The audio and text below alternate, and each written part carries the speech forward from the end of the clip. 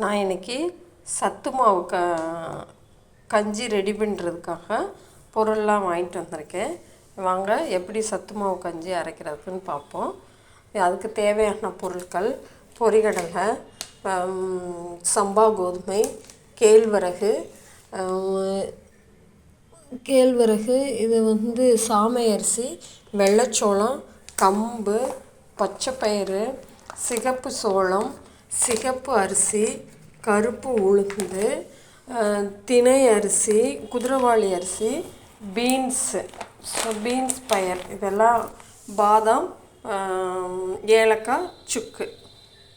இந்த 100 gram tumbler அளவுக்கு சம்பா கோதுமை எடுத்திருக்கேன். கோதுமை இந்த அளவுக்கு நல்லா பொரிஞ்சு நல்லா சிம்லையே வச்சு வறுத்து எடுத்துக்கிறாங்க. அடுத்து அதே டம்ளரில் சிகப்பு சோளம்,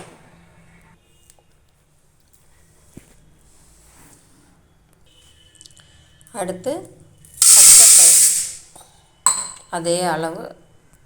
பச்சைப்பயிறு இந்த அளவுக்கு கலர் மாதிரி நல்லா வறுத்துறணும் சிம்லையே வச்சு. அடுத்து கருப்பு உளுந்து போடுறேன், அதோட கொஞ்சோண்டு வெள்ளை உளுந்து. ஏன்னா உளுந்து வறுக்கையில் வெள்ளை உளுந்து செவக்கிறத வச்சு நம்ம கருப்பு உளுந்து செவந்திருக்கு அப்படின்னு சொல்லி எடுக்கிறதுக்காக வெள்ளை உளுந்து கொஞ்சம்.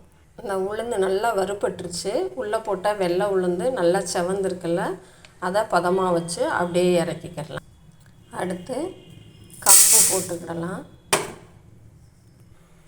கம்பு நிறம் மாதிரி இந்தளவுக்கு நல்லா வறுத்தாச்சு. அதில் நல்லா பொரிஞ்சு வருது பாருங்கள், அந்த அளவுக்கு வறுத்து எடுத்துகிட்டா போதும்.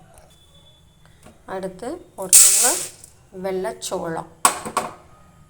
நல்லா வெள்ளைச்சோளம் வறுபட்டு டப்பன்னு வெடித்து நல்லா பொரி மாதிரி வந்துடுச்சு. இந்த ஸ்டேஜில் நம்ம எடுத்து அடுத்து குதிரைவாலி அரிசி போட்டுக்கிடுவோம். ஒரு டம்ளர் குதிரைவாலி அரிசி இந்த அளவுக்கு வறுபட்டுருச்சு, நல்லா போதும், எடுத்துக்கலாம். அடுத்து என்கிட்ட சாமை அரிசி இருந்தது, அதுவும் ஒரு டம்ளர் போட்டு. சாமரிசி நல்லா இந்த அளவுக்கு வறுபட்டுருச்சு பாருங்கள், நல்லா செவந்து வந்துடுச்சு, போதும், எடுத்துக்கலாம். அடுத்து சிகப்பரிசி ஒரு டம்ளர் போட்டுக்கலாம். சிகப்பரிசியும் நல்லா வறுபட்டுருச்சு, அதுவும் படபடன்னு பொரிஞ்சு வருது. இந்த டைமில் நம்ம இதையும் எடுத்துக்கிடுவோம். அடுத்து நம்ம இந்த ஒயிட் பீன்ஸ் போட்டுக்கலாம். பீன்ஸ் பயிரும் நல்லா பொரிஞ்சு வெடிக்குது பாருங்கள், இந்த இதெல்லாம் நல்லா வறுபட்டுருச்சு. அடுத்து வெள்ளை சுண்டல் கொஞ்சம் போட்டுக்கலாம்.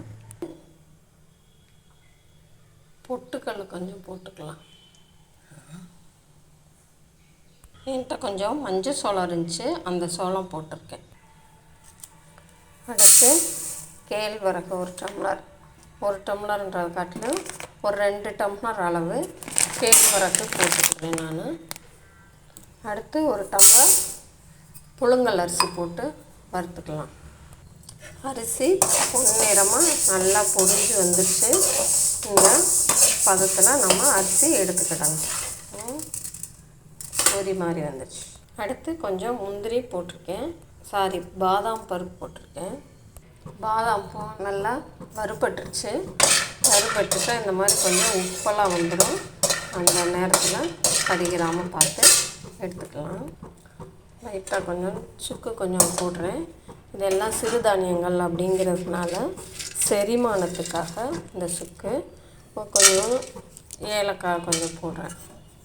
போட்டு லைட்டாக சும்மா 2 வறுபட்டோடனே எடுத்துக்கிடலாம். வாங்க, இதை கொஞ்சம் நேரம் கொட்டி ஆற விட்டுட்டு ஃப்ளவர் மில்லில் போய் கொடுத்து அரைச்சிட்டு வருவோம். கொஞ்சம் நேரம் ஆறட்டும், ஒரு 10 நிமிஷம்.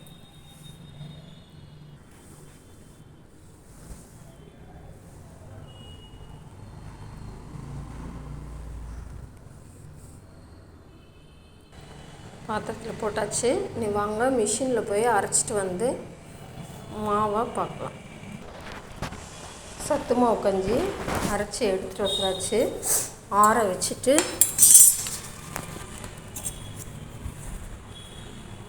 வச்சுட்டு நம்ம எடுத்து சாப்பிட்டுக்கலாம். நல்ல சத்தான ஹெல்த் ட்ரிங்க்கு இது. குழந்தைகளுக்கு பெரியவங்களுக்கு எல்லோரும் சாப்பிட்லாம்.